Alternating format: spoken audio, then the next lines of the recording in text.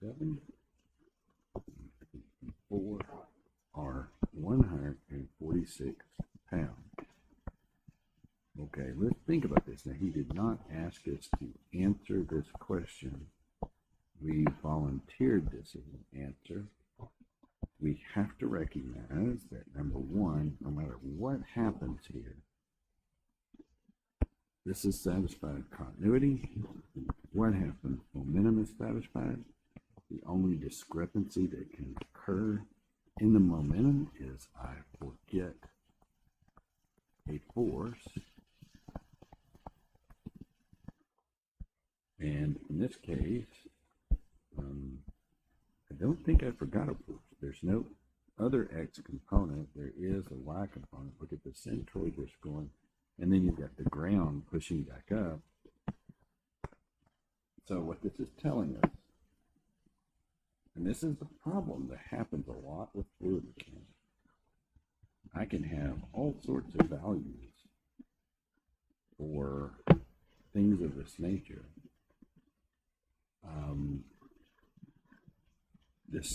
He asked you to make this problem satisfy continuity, but yet, when you look at this from a force perspective, the problem he stated means that the ground is pushing this thing forward. In order for this to occur, the ground is pushing it forward with a force of 146 pounds.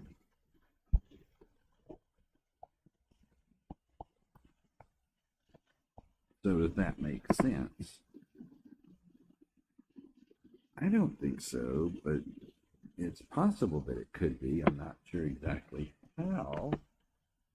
But then the next question is, if you're looking at a hydraulic jump and you don't know height and you don't know this, is it possible that it could satisfy continuity and momentum? Yeah, it has to satisfy both. And this is what's used later on to actually determine what the jump occurs. Now, there is going to be losses here. Here's one of the things.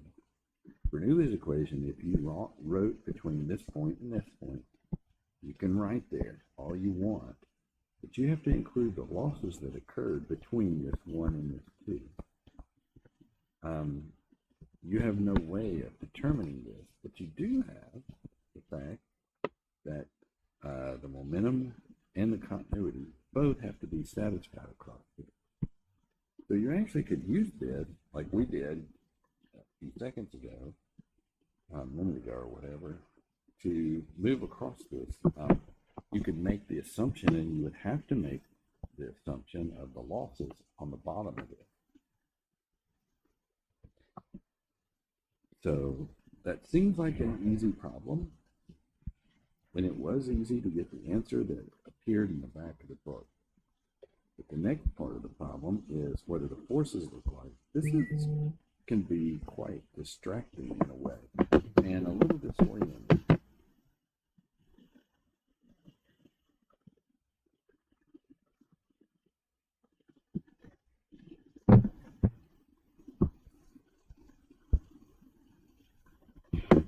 So,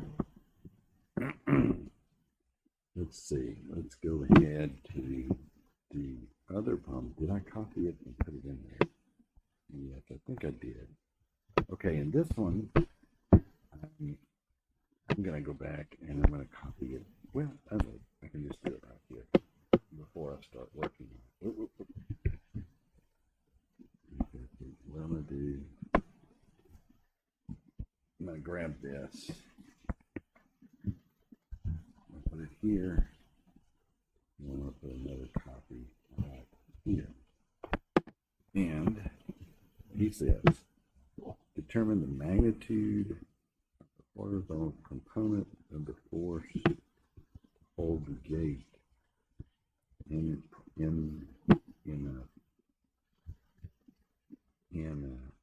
being fixed. And it says, compare it to the sluice gate when it is closed and the depth of the water is 10 foot upstream. Okay, so There's a reason I did these kind of next to each other. And that is one of the forces equals to mass times acceleration. I'm going to do it in the x component because that's what he says.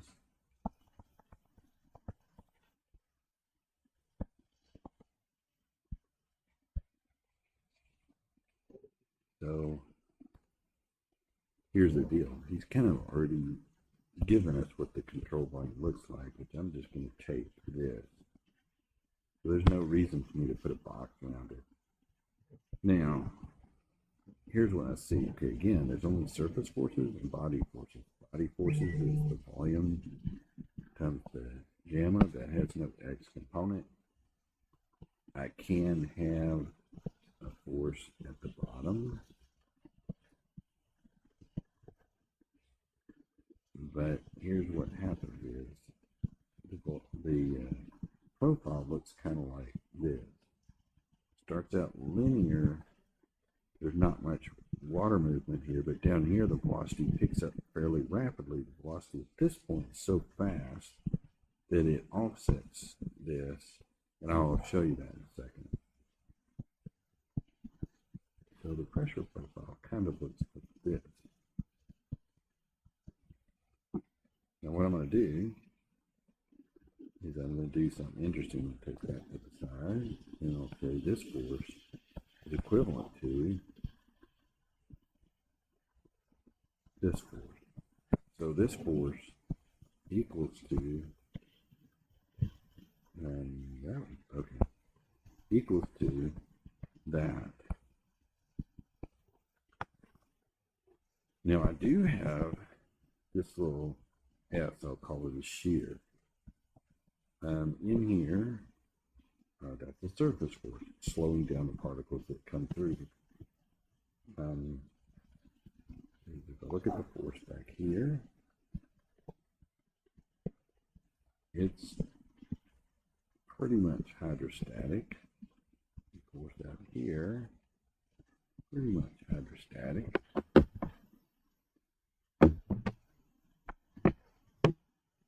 Okay, so I got my forces here. Okay, let's look at the forces on the left. Okay, first of all,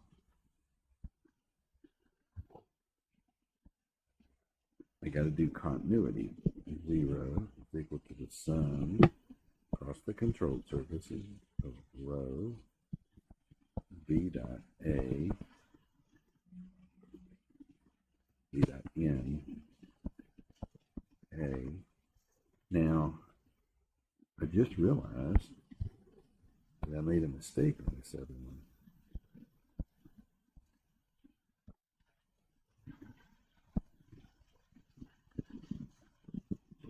Now, this mistake isn't propagated back here because, and it should have been in here, just made that mistake, but as it turns out, cancels out, and I don't need it here.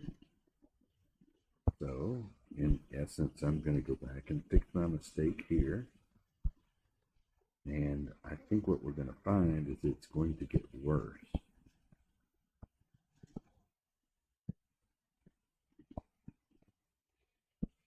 Okay. Now, hang on. Actually, it may get better. So here, everyone makes mistakes, and I'm no exception. So if I go back to this problem, I look at 157.64 times 1.94, 305.82, and it turns out they did a pretty good job of matching these. So I have to retract what I said back there. 305.82. So in my essence, to go forward and look at this, I end up with about a pound of force. So I was being critical that I should not have been being that critical. But the key was, outside of my mistake that I forgot the density there, is that you have to really look that both the continuity and the momentum can be used there. Let me go back now that I've NC, look at that.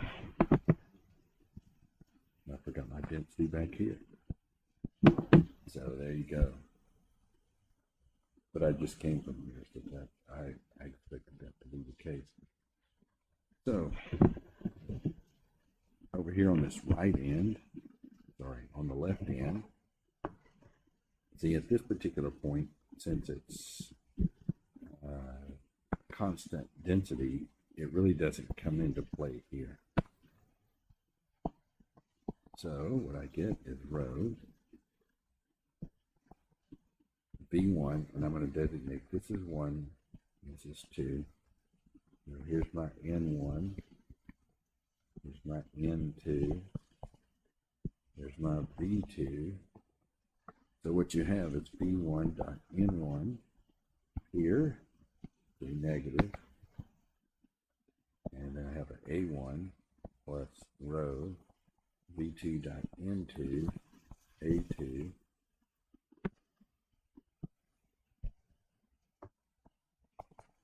cancel the rows out, because guess what? You can in continuity, you can't in momentum. You get a minus 4, that comes from this, and the area of 10, that comes from right here, plus V2 dot N2, that comes as just V2, and then A2, that comes as the 1.5,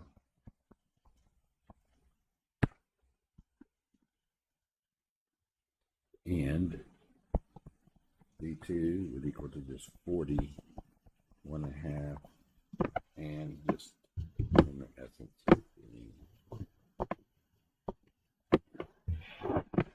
26.67.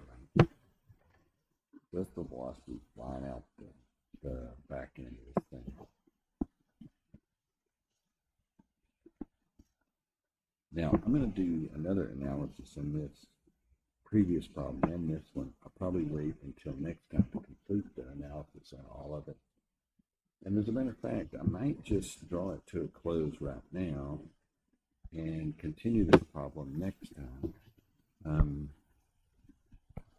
I'll slide this to the right and sort of